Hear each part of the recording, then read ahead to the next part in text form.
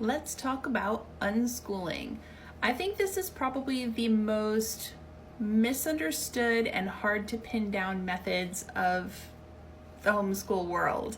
And that's because it can mean different things to different people. Probably if you ask 20 different homeschool families what unschooling is, you would get 20 slightly different answers. Some people think that it means that the family gets no materials and the kids have no structure and nobody's teaching them anything and they're just gonna grow up with no education. And that's not what it is, not at all. At least to me. I guess somebody else might give you a different answer, but I'll try to give you what I think about it. One of the hallmarks of unschooling is that it's very child-led and parent-facilitated. I've recommended the book before by John Holt. It's called Teach Your Own, and John is considered to be the father of unschooling. I think it's a great book for anyone to read, whether you're interested in unschooling or not, just because the foundational principle of this is that children are innately curious, innately desiring to learn. You think about, nobody has to tell your baby to learn. They're just a learning machine. And so are humans at all stages of our lives, hopefully, but certainly your children are. So they don't have to be forced to learn. You can facilitate their natural desire to learn.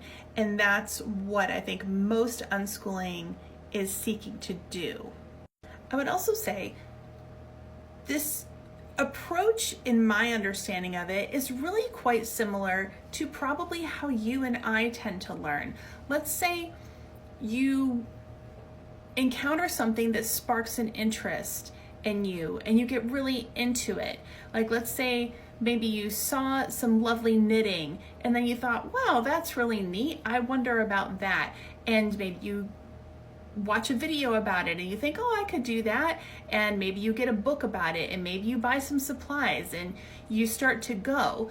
And the magic that's fueling this is the winds of inspiration that came upon you that made you motivated to do it. If I had just picked a Thursday and said, hey girl, let's learn to knit, maybe you would have wanted to, and maybe you wouldn't have been in the headspace to, and maybe you're really interested in some other thing over here. You want to learn about computer programming and you really don't want to think about knitting right now.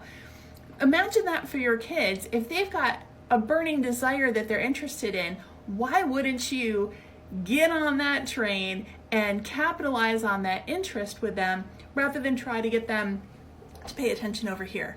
Part 2 coming.